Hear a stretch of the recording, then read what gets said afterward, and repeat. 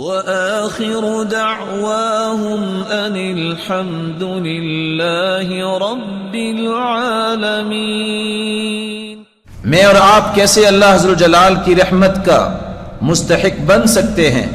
رسول اللہ صلی اللہ علیہ وسلم نے فرمایا، سب سے آسان طریقہ، نماز پڑھنے کے بعد اپنی جگہ پہ بیٹھے رہو جب تک ذکر کرتے رہو۔ سب سے پہلا کام رحمت لینے کا نماز پڑھنے کے بعد کچھ دیر بیٹھ جایا کریں۔ ہوتا کیا ہے، نماز پڑھی اور نکل گئے، وہی کام ہے، کام کس نے کرنا ہے؟ جس نے کرنا اس کو چھوڑ کے جا رہے، جس نے نہیں کرنا اس کے پاس جا رہے۔ سوچنے کی بات ہے نا۔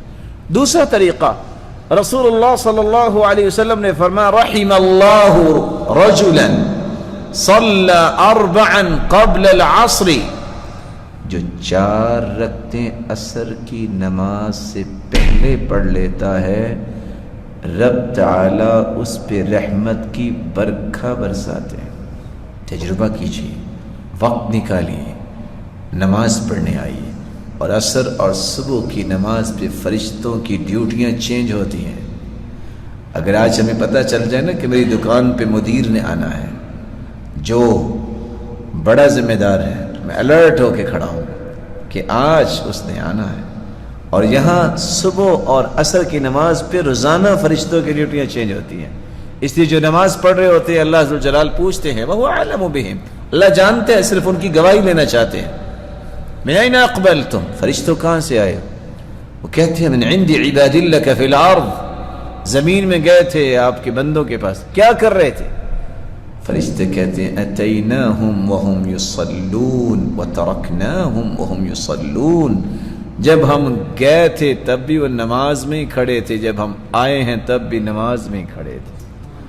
اللہ عز و جلال فرماتے ہیں، میرے فرشتوں گواہ رہنا، میں نے ان کو معاف کر دیا۔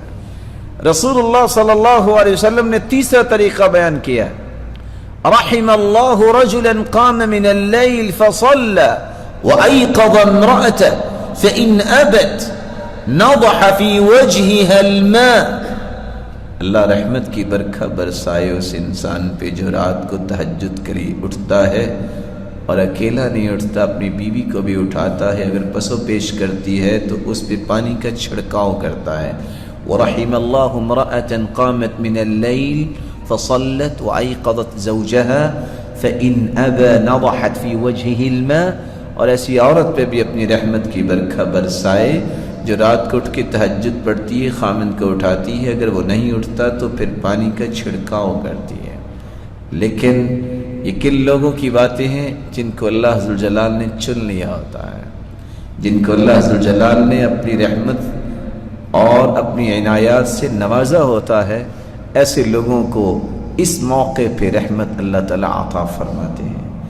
چوتھا طریقہ، ایک شخص آتا ہے اللہ کے رسول صلی اللہ علیہ وسلم کے پاس اور دیکھتا ہے کہ صحابہ اپنے بچوں کو چمکار رہے ہیں، پیار کر رہے ہیں، سوال کرتا ہے، اب تقبلون الصبیان، آپ بچوں کو بوسہ بھی دیتے ہیں؟ تو آپ نے فرمایا، آپ کہا ہم نے تو کبھی نہیں کیا ایسا۔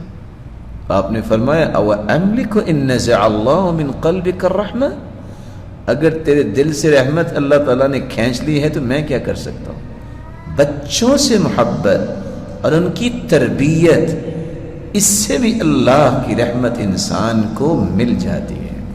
پانچواں طریقہ رسول اللہ صلی اللہ علیہ وسلم نے سمجھایا ہے، رحم اللہ رجلا سمحا اذا باع سمحا اذا اشترى سمحا اذا قضى سمحا اذا اقتضى، اللہ رحمت کی برکھا برسائے اس شخص پہ جو چیز بیچتا ہے نرمی کے ساتھ، خریدتا ہے نرمی کے ساتھ، فیصلہ دیتا ہے نرمی کے ساتھ، فیصلہ طلب کرتا ہے نرمی کے ساتھ۔ آپ یہ بھی کہہ سکتے ہیں، آپ کی دکان ہے، آپ یہ کہہ سکتے ہیں، کو آیا ہے، اہلاً ویلکم، تشریف لائیے، آپ خیریت سے ہیں، آپ کو کیا چاہیے، میں آپ کو کچھ چیز دکھاؤں، نہیں پسند آئی اللہ تعالیٰ آپ کو کہیں سے اچھی میسر کر دے، وہ دوبارہ آپ کے پاس آئے گی۔ اور اگر آپ یہ کہیں، اوے اب میں تو نہیں یہ کہہ سکتا، وہ کیا لینا، دوبارہ نہیں آئے گا۔ اور اگر خریدتے وقت بھی آپ کہہ سکتے ہیں السلام علیکم ورحمۃ اللہ وبرکاتہ، محترم بھائی یہ چیز آپ کے پاس میسر ہے، تو وہ آپ کی خدمت بھی کرے گا. اور آپ جاتے کہ اوے ادھر آئے، کیا خیال ہے، وہ آپ کو کہے گا کہ میری دکان پہ قدم رکھے؟ نہیں کہے گا. رسول اللہ صلی اللہ علیہ وسلم نے تقاضا کرتے وقت بھی اور فیصلہ دیتے وقت بھی فرمایا جو نرمی کرتا ہے رب تعالی اس پہ رحمت کا نزول فرما دیتے ہیں.